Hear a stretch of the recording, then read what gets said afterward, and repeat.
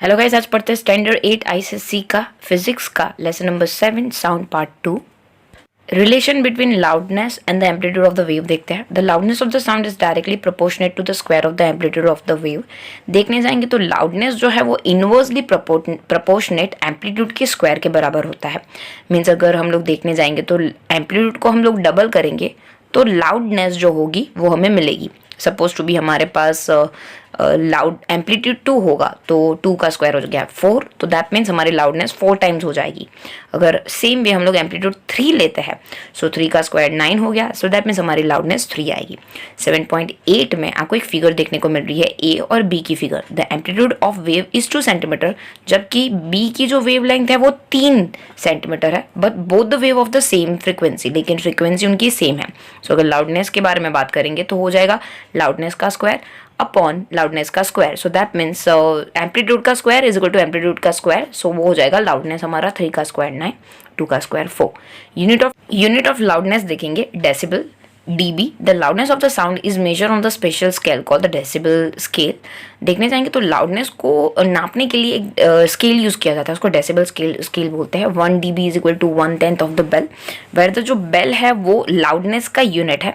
ये साइंटिस्ट जो थे अलेक्जेंडर ग्राहम बेल, उनके सरनेम से रखा गया था, जिन्होंने बहुत इंपॉर्टेंट डिवाइस टेलीफोन का इन्वेंशन किया हुआ था। The minimum loudness of the sound audible at the frequency is 1 kilo hertz is considered to be a zero level of the sound in decibel. 1 kilo hertz का जो frequency वाला जो sound होता है उसको हम लोग जीरो लेवल साउंड डेसिबल बोलते हैं। It taken to the reference level when loudness increase 10 times. अगर हम लोग लाउडनेस को 10 टाइम बढ़ा देंगे तो उसका लेवल ऑफ साउंड हो जाएगा 10 dB। अगर हम लोग 100 टाइम से बना देंगे तो वो हो जाएगा 20 dB, ठीक है। When the loudness become 1000 time so वो लेवल हो जाएगा 30 dB, सो ऑन। वैसे करके कुछ कुछ अलग अलग ऑब्जेक्ट के लेवल और लाउडनेस बताया हुआ है यहाँ पे। मिनिमम ऑडिबल 0 है, फिर रस्पलिंग sound 10, recording 20, whispering 30, normal conversations 50, vacuum cleaner 60, vehicle 80, decibel engine 90, heavy hammering 110 machine, police car sirens 120, rocket take off 140। सो किस हिसाब से साउंड क्रिएट होंगे वो बताया हुआ है। The safe limit of the level of the sound of hearing is from 0 to 80 dB। अगर देखने जाएंगे तो सबसे ज़्यादा ह्यूमन ईयर के लिए वेरिएबल साउंड जो dB के बारे में बताया हुआ है 0 to 80 dB, जो हमें नुकसान नहीं करता अगर इतना dB तक हो। जो साउंड लेवल है 10 dB to 30 dB, ये बहुत ही सूदिंग सेंसेशंस मीन्स बहुत ही सॉफ्ट आवाज़ सुनाई देगी। कॉन्स्टेंट हियरिंग जो लेवल का होगा अबव 120 dB वो आपको हेडेक है, फिर परमानेंट डैमेज ईयर को, मीन्स आपको डेफनेस हो जाएगी, मीन्स नॉइस पोल्यूशन होगा, मीन्स नॉइस क्रिएट होगा, वैसा लगेगा आपको। सो 80 dB तक आपको नॉर्मल सेंसेशन फील होगा कि आपको अच्छा लगेगा सुनना, लेकिन 120 अबव जाएगा तो वो नॉइस क्रिएट होगा। नेक्स्ट कैरेक्टर पढ़ते हैं, that's a pitch. It's a difference in the acute of the shrill sounds from the flat sounds. आप लड़के की और लड़की की आवाज़ पिच से डिसाइड कर सकते हो कि ये लड़का बोल रहा है या लड़की बोल रही है। जनरली लड़की की पिच जो होती है आवाज़ की वो बहुत ही ऊँची होती है गर्ल बॉयज़ की कंपैरिजन में। It depend on the number of the vibration पर सेकेंड। एक सेकेंड के अंदर उनका कितना वाइब्रेशन होता है, एम्पलीट्यूड क्या है उसके ऊपर डिपेंड करता है। Pitch refers only to the musical sounds and each musical note has a different pitch. अगर हम लोग म्यूजिकल साउंड्स के बारे में पढ़ेंगे तो हर एक अल्फ़ाबेट सा रे गा मा पा सबकी अलग अलग पिच होती है। If the pitch is high तो साउंड थोड़ा श्रिल सुनाई देगा, पिच कम होगी तो आपको थोड़ा फ्लैट आवाज़ सुनाई देगा वॉइस जैसा। In the tape recorder bass trembles refers to the low high pitch. जब भी हम लोग बात करते हैं, जब हम लोग रिकॉर्डिंग करते हैं तो बास की बात करते हैं, ट्रेम्बल की बात करें, इसका मतलब ये हो गया बास मीन्स लो आवाज़ है और ट्रेम्बल मीन्स धक धक धक, वैसे करके बहुत ही हाई आवाज़ है। एट बास वूफर ऑन, बास हम लोग वूफर पे बजाते हैं और लो पिच होती है वो ग्रेव बोलते हैं। Sound produce by the tabla और dholak become prominent while it's a treble. ढोलक और तबला की जो आवाज़ होती है वो थोड़ी लाउड होती है, उसको ट्रेबल बोलते हैं, जो हाई पिच होती है। Shrill sounds produce by the flute और द घुंघरू बिकम द प्रीडोमिनेंट। और जो घुंघरू की आवाज़ आती है, फ्लूट की आवाज़ होती है, जो थोड़ी श्रिल होती है और लेकिन प्रीडोमिनेंट होती है। Pitch of the note depends on it's frequency. Note की जो पिच होती है वो फ्रीक्वेंसी के ऊपर डिपेंड करती है। 2 note sounded on the same instrument with the same amplitude will differ in the pitch when their vibrations are of a different frequency. अगर देखने जाएंगे तो 2 सेम नोट है ठीक है, सेम इंस्ट्रूमेंट से बजी हुई नोट है, लेकिन उनका एम्पलीट्यूड भी सेम है, लेकिन उनकी पिच डिफरेंट हो सकती है जस्ट बिकॉज ऑफ पर सेकेंड्स उनका वाइब्रेशन और जो फ्रिक्वेंसी होगी वो डिफरेंट होगी. सो अगर हम लोग कैलकुलेट करेंगे तो frequency is equal to 1 time हो जाएगा. सो दैट मीन्स अगर नीचे वाले एग्जाम्पल्स में देखेंगे, सो अगर 1/1 सेकेंड होगा, 1 सेकेंड में एक बार ही वो मूव करेगा, तो 1/सेकेंड्स उसकी टाइम, उसकी फ्रिक्वेंसी ये हो जाएगी और टाइम पीरियड हो जाएगा 0.5 सेकेंड्स.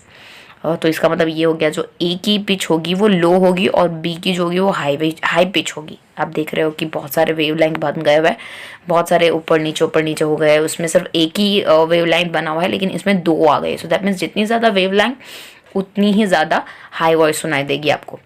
नेक्स्ट बात करते हैं डू यू नो के बारे में. In the displacement time graph जो हम लोगों ने आगे देखा, if number of the wave is same time interval increasing, अगर उनके टाइम इंटरवल इंक्रीज हो रहा है, it means that time period of the wave has decrease. इसका मतलब ये हो गया टाइम पीरियड वेव का डिक्रीज हो जाएगा तो फ्रिक्वेंसी इंक्रीज हो जाएगी. इन शॉर्ट, टाइम कम होगा तो फ्रिक्वेंसी बढ़ जाएगी. अगर टाइम डिस्टेंस ग्राफ में देखेंगे तो number of waves in the same distance decrease, it means जो वेवलिंग होगी डिक्रीज हो जाएगी तो फ्रिक्वेंसी बढ़ जाएगी. सो यहाँ पे इनवर्सली रिलेशन है, एक बढ़ेगा तो एक घटेगा, मीन्स वेवलिंग घट जाएगी तो फ्रिक्वेंसी बढ़ जाएगी. आप इंटरनल के पॉइंट ऑफ व्यू से मार्क कर सकते हैं. कुछ एग्जाम्पल्स देखते हैं. The frequency of the sound of crying baby is more than the crying adult. Frequency होती है जो साउंड बेबी की, रोने की, छोटे बेबी की, वो थोड़ी लाउड होती है अडल्ट की कंपैरिजन में, क्योंकि उसमें श्रिलनेस बहुत ज़्यादा होती है. सिमिलरली अगर फीमेल और मेल के बारे में बात करें तो फीमेल की आवाज़ में बहुत ज़्यादा श्रिलनेस होती है. If the post card is drub slowly against the teeth of the comb, अगर हम लोग कोम के ऊपर पोस्ट कार्ड घिसेंगे तो आपको थोड़ा ऐसे ग्रेव आवाज़ सुनाई देगा, लेकिन अगर आप जोर से घिसोगे तो आपको श्रिल आवाज़ सुनाई देगा. सो सेम म्यूजिकल इंस्ट्रूमेंट भी कुछ इस हिसाब से ही वर्क करते हैं. फ्लूट एंड कैरनेट्स होते हैं. Pitch of the sound change by changing the length of the vibrational air column के बीच की लेंथ बढ़ा घटा के फिर होल्स को क्लोज करके खोल के फिर वाइब्रेशन की नोट्स क्रिएट की जाती है. इन स्ट्रिंग इंस्ट्रूमेंट जैसे कि गिटार है, सितार है, पियानो, वायलिन, पिच, उसके अंदर का जो प्लग होता है ना, उसको हार्ड करके, टाइट करके, लूज करके फिर अलग अलग टाइप की नोट्स बढ़ाई जाती है, क्योंकि उसके अंदर के जो वायर होते हैं, स्ट्रिंग्स की थिकनेस और टेंशन जो होता है, मीन्स हार्डनेस, ढीलापन, इसको टेंशन बोलते हैं. ठीक है, तो ये हार्ड होगी, ढीली होगी, उस हिसाब से डिफरेंट पिच के ऊपर डिसाइड होगा कि कौन सी पिच पे वो नोट बजेगी. Way of changing the pitch in the different musical instrument, अलग अलग इंस्ट्रूमेंट में पिच हम लोग किस हिसाब से चेंज कर सकते हैं उसके बारे में देखते हैं. इन स्ट्रिंग इंस्ट्रूमेंट जैसे कि पियानो है, वायलिन है, गिटार है, वहाँ पे कुछ several strings of the different thickness under the different tension, उनकी थिकनेस अलग अलग होती है तो टेंशन भी अलग अलग होता है. The reasons that the frequency of the vibration of the strings depends on the tension and the thickness of the string. So ये जो सारे स्ट्रिंग्स वाले जो इंस्ट्रूमेंट्स है, गिटार, सितार, उसके अंदर उसका टेंशन, वो जो कॉर्ड है, वो जो आप स्ट्रिंग के बारे में बात करें, वो कितनी टाइट है, कितनी लूज है, उसके ऊपर फिर नोट डिसाइड होती है, पिच डिसाइड होती है. तो note of the higher pitch can be obtain by vibrating string under the high tension. अगर बहुत ज़्यादा टाइट होगा वायर तो वो बहुत ही ज़ोर से बजेगा. ठीक है, एंड पतला होगा वहाँ पे स्लो बजेगा, मतलब आप थोड़ा ढीला छोड़ दोगे ना नोट तो वो बहुत ही स्लो बजेगी. The pitch of the sound produce by the string instrument also depend on the place where it plug. कहाँ पे बजाया जा रहा है उसके ऊपर भी फर्क पड़ता है. कभी कभी क्या होता है, if a string stretch between its end, it's plug more closer to the one fixed end, high is the pitch of the sound produce. अगर उसकी जो स्ट्रिंग्स है आप थोड़ा टाइट कर लो तो वो, आप खुले हॉल में बजा रहे हो तो वो बहुत ज़ोर से आवाज़ सुनाई देगी उसकी. तो उस हिसाब से आप टेंशन बदल के, मीन्स उसका मतलब टाइटनेस और लूज करके आप उसका साउंड बढ़ा पाओगे. विंड इंस्ट्रूमेंट में देखेंगे in case of flute, clarinet और शहनाई के अंदर जो लोअर नोट है वो closing some more holes so that length of the vibrating air column increasing. जो होल्स होते हैं उसको बंद कर दिया जाता है फिंगर्स की मदद से, उसकी वजह से जो नोट्स होती है वो लंबी निकलती है. जो pitch of the sound decrease हो जाता है, मीन्स थोड़ी स्लो सुनाई देती है. The sound become grave. On the other hand, अगर आपको पिच बढ़ानी है तो आप होल्स को खोल दो ताकि वाइब्रेटिंग एयर कॉलम का जो डिस्टेंस है वो रिड्यूस हो जाएगा और वो बहुत ही हाई पिच के ऊपर बजेगी. ठीक है, सो मतलब बहुत ही कम होल्स अगर आप खुले रखोगे, ठीक है, तो मतलब आपने सारे ही होल्स खोल दिए एक दो के अलावा जो आपको नोट बजानी है, तो अगर खुले हैं तो हाई पिच निकलेगी, अगर आप सारे क्लोज कर रहे हो तो बहुत ही लो पिच आवाज़ निकलेगी, दैट मीन्स श्रिल निकलेगी. ये कुछ एग्जांपल्स देख के समझने की कोशिश करते हैं. एक्टिविटी 4 देखेंगे. आपको एक पिक्चर लेना है, मीन्स एक टब जैसा लेना है, उसमें पानी भर देना है. You will notice that as a water level in the picture rises, जैसे जैसे बढ़ता जाएगा उसकी जो एयर कॉलम होगी उसके अंदर का हवा का जो भरा होगा वो कम होता जाएगा. सो जो frequency of the sound producing increase, तो जो फ्रिक्वेंसी होगी साउंड प्रोड्यूस होने की वो बढ़ जाएगी. Sound become श्रीलर and श्रीलर, so sound ऐसे श्रील होता जाएगा. दस hearing sound from the distance one can get the idea of level in the pictures. तो जो हम लोग कहीं दूर बैठे हो फिर भी हम लोग को टिप टिप टिप आवाज़ जो आती है वो इस रीज़न से आती है. एक्टिविटी 5 देखेंगे. Take a steel wire of the length nearly 0.5 m. आपको 0.5 मीटर का एक वायर लेना है स्टील का, एंड फिर उसको दो ऐसे फिक्स सपोर्ट्स पे, जहाँ पे आपने नीचे देखा पिक्चर्स में 7.12 फिगर में बताया हुआ, ऐसे पकड़ के ऐसे प्लग कर देना है. Plug the wire at the middle, और बीच में से प्लग करना है, जैसे गिटार कैसे बजाते हैं उस हिसाब से.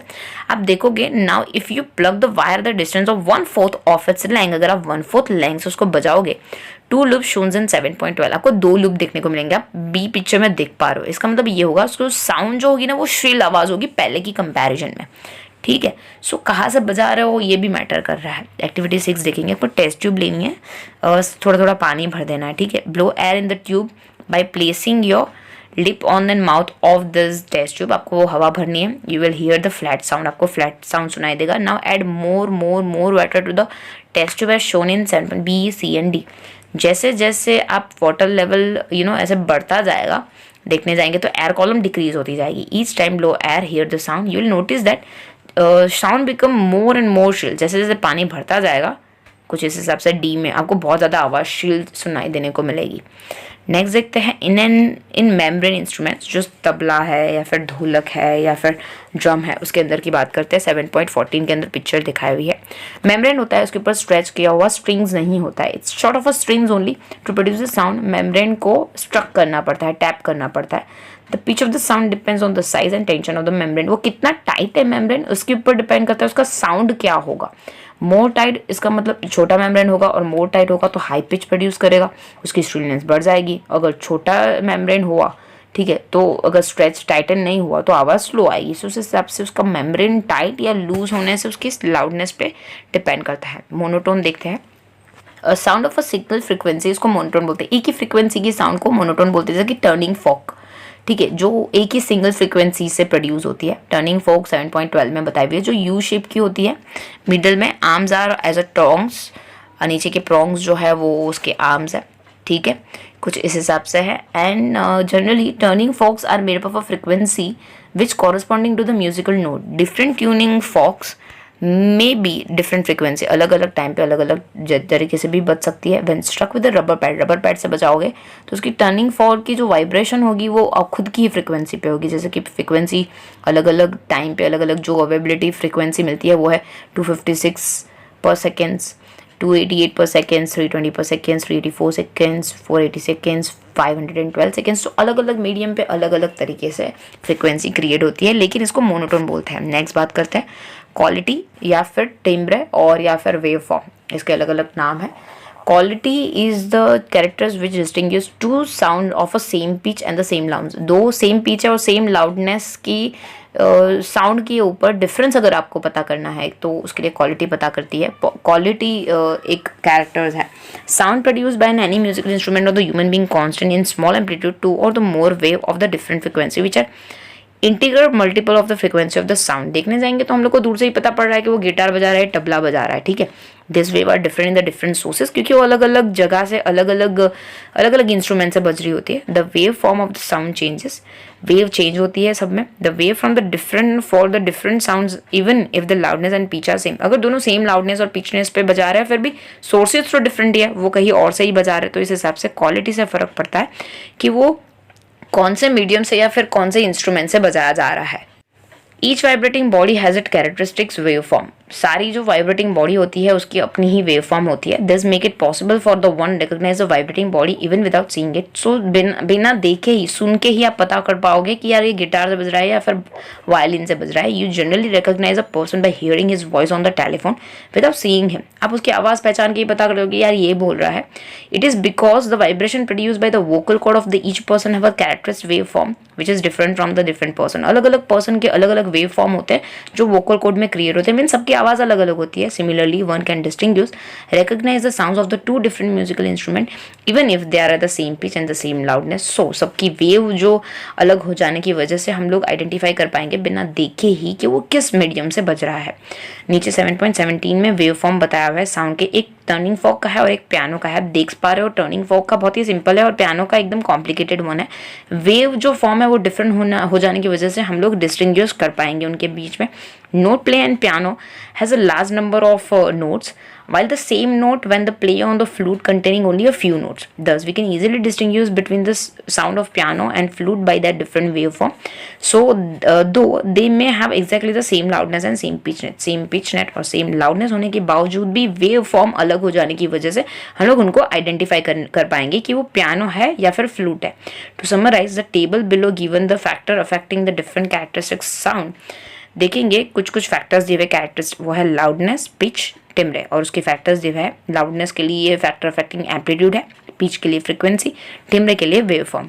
मेकिंग अ म्यूजिकल टॉय देखेंगे। To make a guitar, take a shoe box, a cardboard cylinder of the diameter of 6 to 7 centimeter and 5-6 rubber bands, sellotapes and the pair of scissors and the pencil। ये कुछ चीज़ें लेनी है आपको। Place one end of the cardboard tube on the one side of the shoe box. Picture में आपको दिखाया हुआ है। ट्रेस इट आउटलाइन, आपको आउटलाइन ट्रेस करनी है। फिर आप बॉक्स को कट करना है सीजर की मदद से ताकि होल गिरे ऊपर। Insert the end of the cardboard tube into the box. आपको जो पहली कार्डबोर्ड ट्यूब है वो होल जो किया हुआ है उसके अंदर डालनी है। So fix it to box with sellotape और फिर उसको सेलोटेप से बंद कर देना है। Stretch rubber band across the shoe box, नीचे आपको रबर बैंड लगा देनी है ताकि थोड़ा स्ट्रिंग्स जैसा हो जाए, ठीक है। And compress the central part of the box as 7.18 में जिस हिसाब से लगाया हुआ है उस हिसाब से आपको लगाना है। Play rubber string with your finger, guitar जैसा फीलिंग आपको आएगा ऐसे ट्विंगलिंग करके। Use the guitar for the following activity, और आपको नीचे वाली एक्टिविटी के लिए गिटार यूज करना है। Use internet to obtain program on tuning a guitar, और फिर आप गिटार बजाने की ट्राई कर सकते हो। इस हिसाब से आप अपना खुद का गिटार बना सकते हो। होपफुली आपको समझ में आ गया होगा। Thank you so much.